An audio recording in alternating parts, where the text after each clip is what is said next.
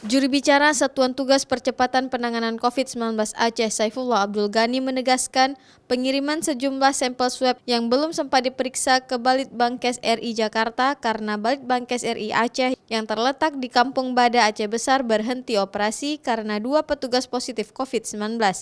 Sehingga untuk mempercepat pemeriksaan, sampel swab yang telah ada tersebut dikirim ke Balitbangkes Jakarta. Bahkan hasil sampel swabnya pun telah dikirim kembali ke Satuan Tugas Percepatan Penanganan COVID-19 Aceh. Menurut Saifullah Abdul Ghani, saat ini ada 2 laboratorium pemeriksaan sampel swab di Aceh, yaitu Balitbangkes RI Aceh dan Laboratorium Infeksi Fakultas Kedokteran Universitas Syah Kuala Banda Aceh. Keduanya merupakan jejaring pemeriksaan laboratorium COVID-19 yang ditetapkan oleh Menteri Kesehatan Republik Indonesia.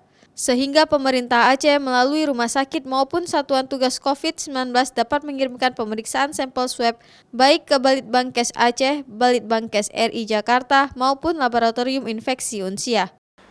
Balai Litbangkes Aceh yang di Lambaru itu adalah milik Kementerian Kesehatan. Induknya di Badan Litbangkes RI di Jakarta. Mereka konsultasi kemana ini lanjutannya. Kirim ke Jakarta, dikirim ke Jakarta sampel yang belum diperiksa dan hasilnya sudah keluar kemarin, termasuk yang dalam 96 kasus positif yang kita temukan kemarin.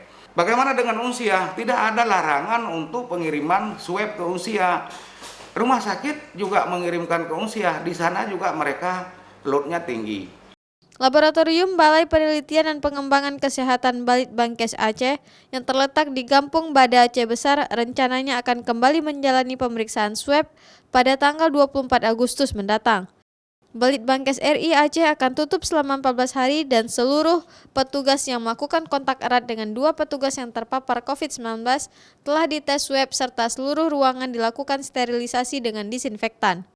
Sementara itu, data terakhir COVID-19 dari laman resmi Dinas Kesehatan Pemerintah Aceh, tanggal 11 Agustus pukul 15.36 waktu Indonesia Barat, menyebutkan warga yang positif COVID-19 berjumlah 675 orang. 427 orang diantaranya masih dalam perawatan dan isolasi mandiri, 225 orang telah sembuh, dan 23 orang meninggal dunia.